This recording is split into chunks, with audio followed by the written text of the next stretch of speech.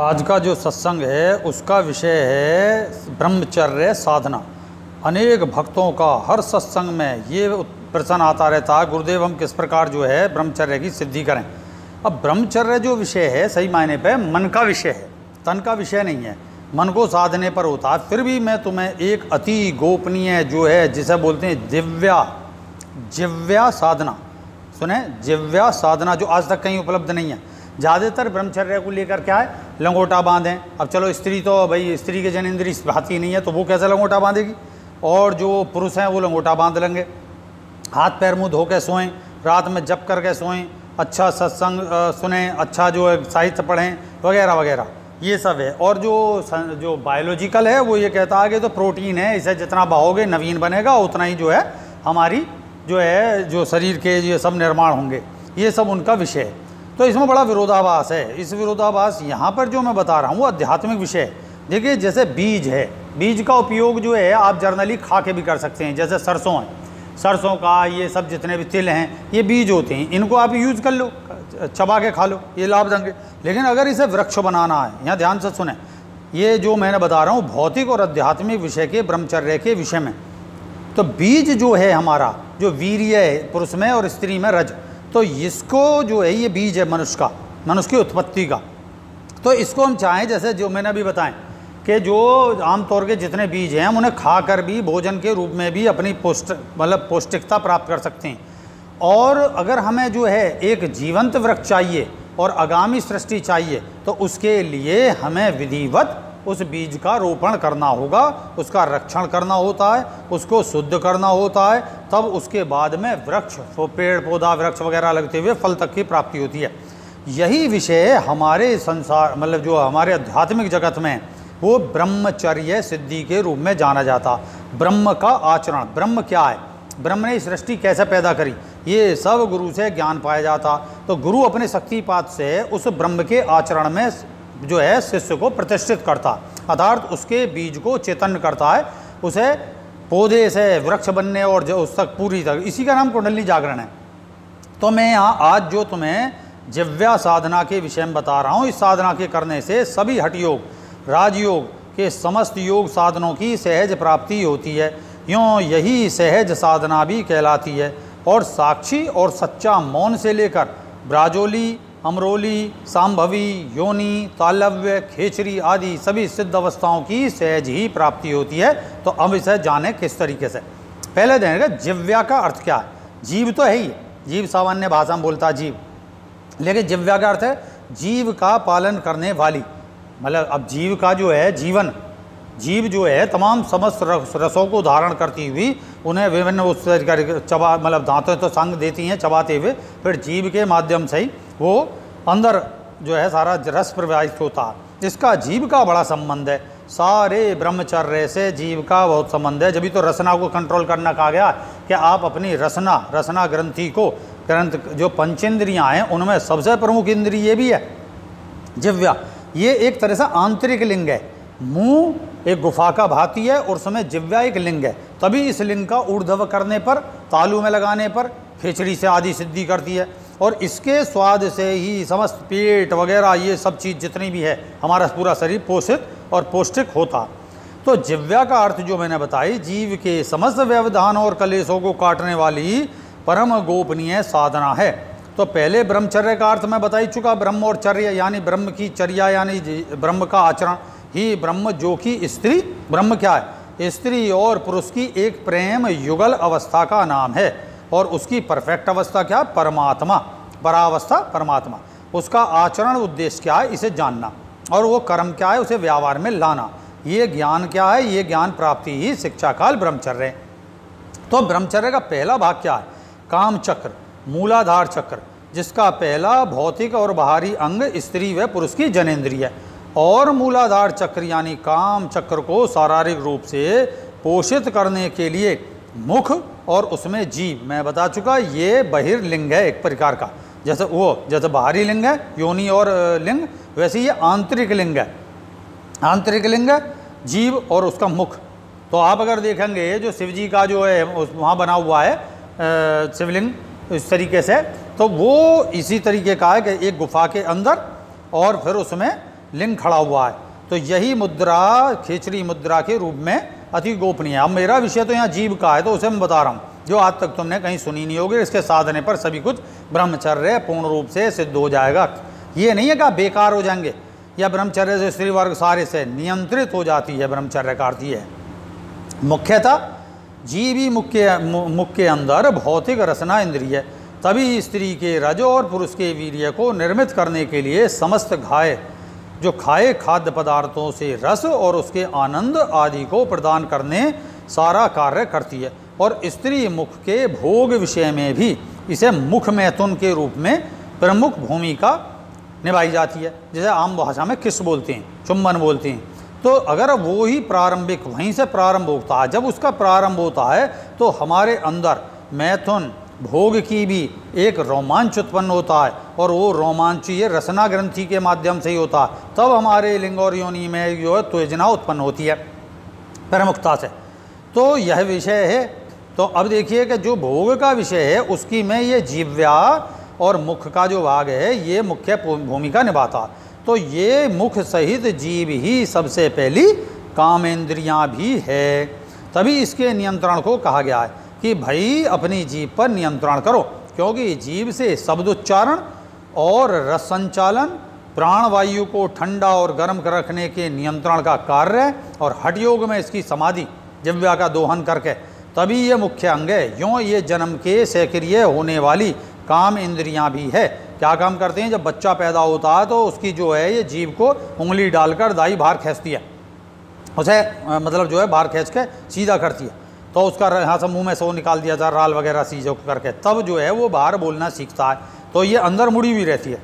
तो ये देखें, और मनुष्य की जनेंद्री में रस का उदय लगभग 12 साल की अवस्था में होता है, जबकि जीभ पहले से ही इन सब पर कार्यरत है। बचपन से वो दाई ने बाहर खींची और सही करी, और उसके बाद जीभ में बोलना प्रारंभ, और तब से लेकर 12 साल और अंत तक जीभ जो है निरंतर कार्यरत रहती है। अतः ब्रह्मचर्य की सिद्धि को जीव का ही योग में सर्वाधिक साधन बनाया गया है, और इसी की खेचरी आदि मुद्राएं। इसके लिए 2 प्रकार हैं। बहुत सादा मैं यहाँ रहस्य बता रहा हूँ, और बहुत सादा का मतलब ये नहीं है कि कुछ नहीं है उसमें। वो अगर उसे साध लोगे तो सब कुछ तुम्हें प्राप्त हो जाएगा। तो 2 प्रकार से इसका रहस्य। जीव को दोहन आदि करके मूल तालु में लगाना, ये है खेचरी आदि योनि मुद्राओं का विषय। ये मेरा विषय नहीं है। दूसरा है जीव को सामान्य अवस्था में ऊपर को खड़े करके तालु चक्र में लगाए रखने का ध्यान योग अभ्यास की वृद्धि करना। ये विषय एक। दूसरा, ये भी विषय मेरा यहाँ नहीं है। तीसरा विषय है जीव के 3 मुख्य बिंदु पर अपने मन की एकाग्रता के साथ एक एक क्रम में, यानी पहले जीव के आगे के भाग में, और फिर जीव के मध्य भाग में, और फिर गले के अंदर जीव के अंतिम भाग में अपने मन को एकाग्र करते धारणा को बढ़ाते हुए ध्यान करना मेरा विषय है यहाँ ब्रह्मचर्य की सिद्धि के लिए, जो आपने आज तक कहीं नहीं सुना होगा। और यही जो है आपने पातंजलि योग में कहा कि जीव पर ध्यान करें, जीव के अग्र भाग पर, तालु भाग में, मतलब जो उसका मध्य भाग है। और फिर आपको रूप के दर्शन होंगे, रस के दर्शन होंगे, दिव्य गंध के दर्शन होंगे वगैरह विषय।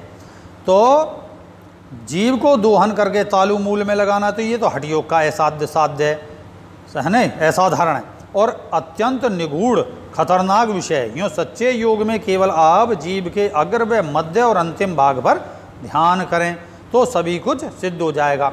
अब जीव के विषय में ऐसे ध्यान करने पर योगी लोग मंत्र यानी अपने जो चिंतन है उसके साकार रूप का भी दर्शन करके गुप्त सिद्धियां पाते हैं। अब यहाँ पे है, मतलब यहीं पर जो पारद गुठिका रखी जाती है कि पारद गुठिका जीभ पर रखी, फिर मंत्र का उच्चारण करा, जीभ से पारद गुठिका का संयोग होकर फिर रूप का दर्शन, रूप जो अपना आप आए उसे आप अदृश्य कर सकती हैं। और एक उनके विशेष मंत्र हैं, वो उन्हीं गुरुओं से प्राप्त होता है, योगियों से। ये यहाँ का विषय नहीं है जो मैं बता रहा हूँ। मैंने जो तुम्हें बता दिया कि किस तरीके से जनेंद्री का जो मूल जो हिस्सा वो जीव है। चूँकि जीव का संबंध रस के साथ साथ भाव जगत से भी है। भाव जगत का पहला क्षेत्र कौन सा? हृदय क्षेत्र। और हृदय क्षेत्र के भी 2 भाग हैं। नंबर 1 है भौतिक हृदय जो धड़कता दिखाई देता है, और नंबर 2 है आध्यात्मिक हृदय जो सूक्ष्म शरीर में कुंडलिनी जागरण के उपरांत प्रकट होता है। कुंडली जागरण का मैं ये तरीका बता ही रहा हूँ। अब कैसे और किस भाग में प्रमुखता के साथ कहाँ करें जीव में ध्यान।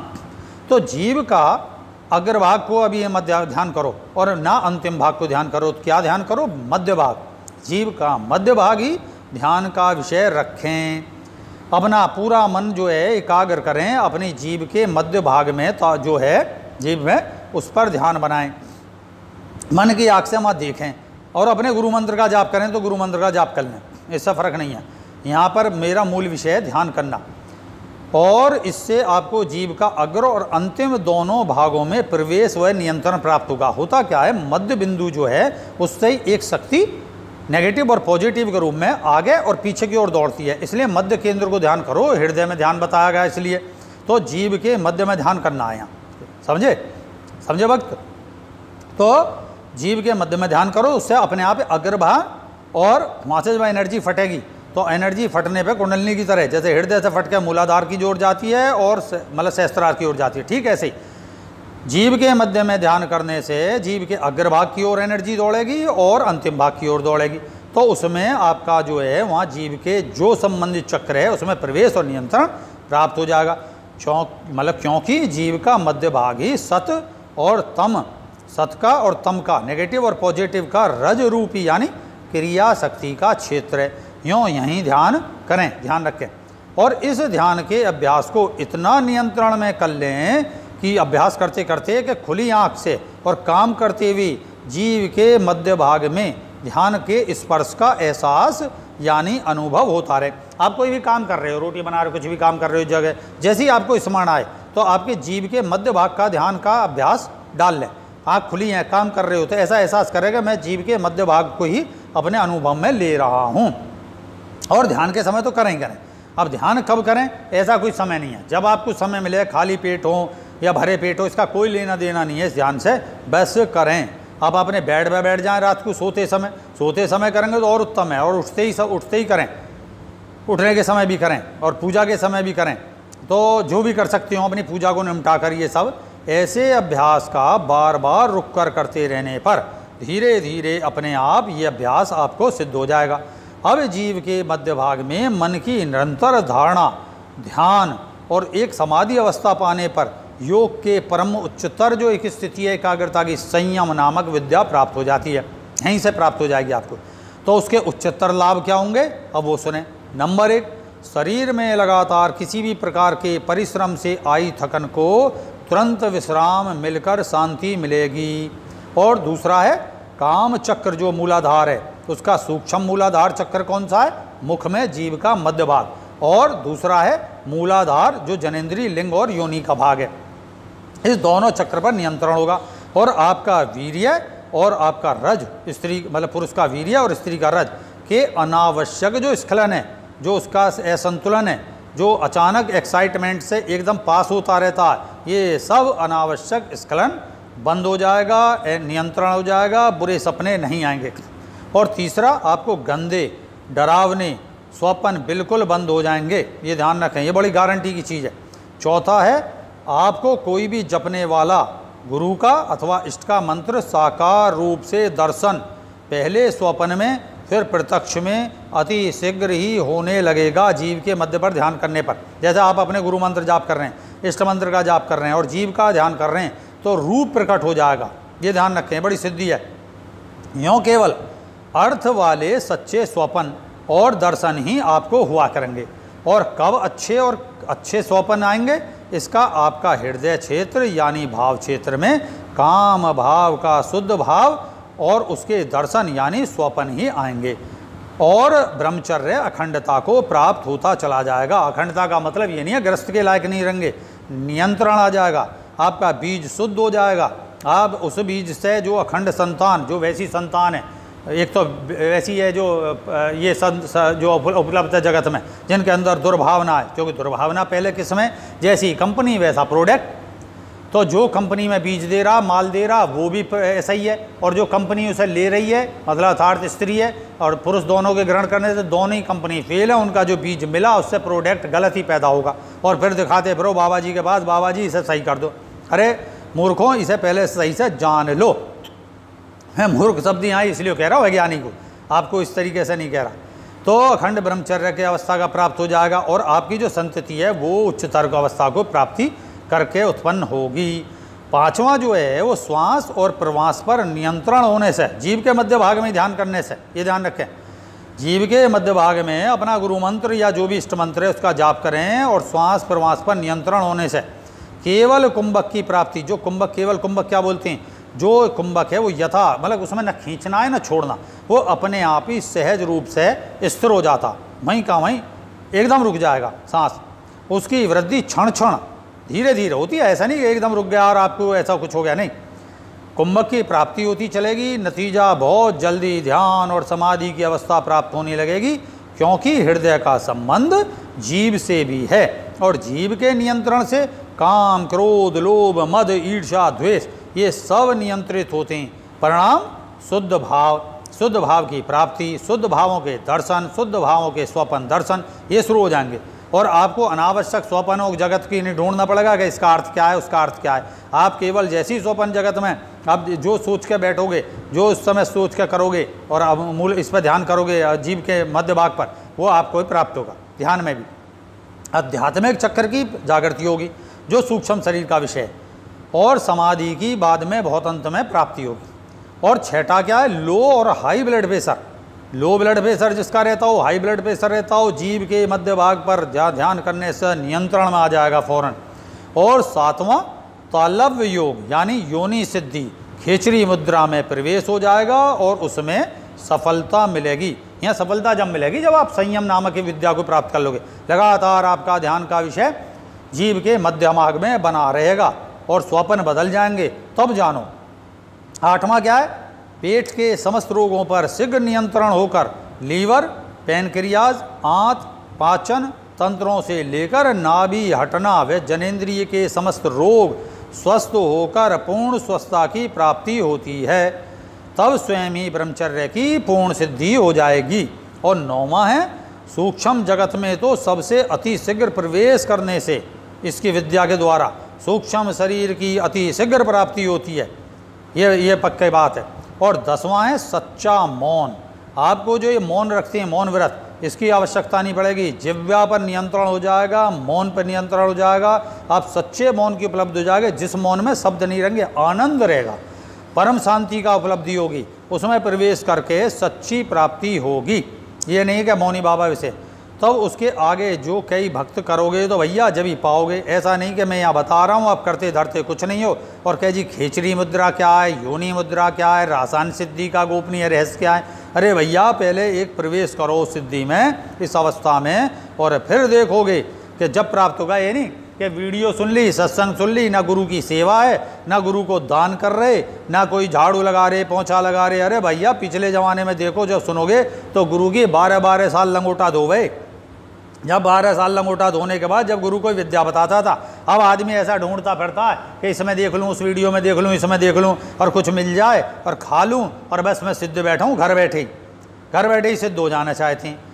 तो फिर क्या अर्थ है? ये तो इसलिए हैं जो सत्संग सुन रहे हो या जितने भक्त, तो उनको मैं ये ज्ञान दे रहा हूँ। बार बार तुम प्रश्न करते हो अखंड ब्रह्मचर्य कैसे, जब रही क्रिया योग करोगे जो मैंने तुम्हें दे रखी है और शक्तिपात गुरु की सेवा करोगे, गुरु में ध्यान करोगे, तो स्वयं ये प्राप्त हो जाता है। और सत्यम सिद्धान में इन फट स्वाहा का जाप करें। तो भैया अपना सेवा करो, दान करो और तप करो। ये सब करने पर आपकी चित्त बुद्धि शुद्ध होगी और आपको जो है ज्ञान प्राप्त होगा, ब्रह्मचर्य की सिद्धि होगी। ये जो है संसार में और जो लोग जानना चाहते हैं उनके विषय में मैंने बताई और बहुत गंभीर ज्ञान है और अवश्य करने पर सिद्धि प्राप्त होगी अखंड ब्रह्मचर्य की। ये ध्यान रखें। तो इसी के साथ आशीर्वाद देता हूँ। जय सत्योम सिद्धाय नमः।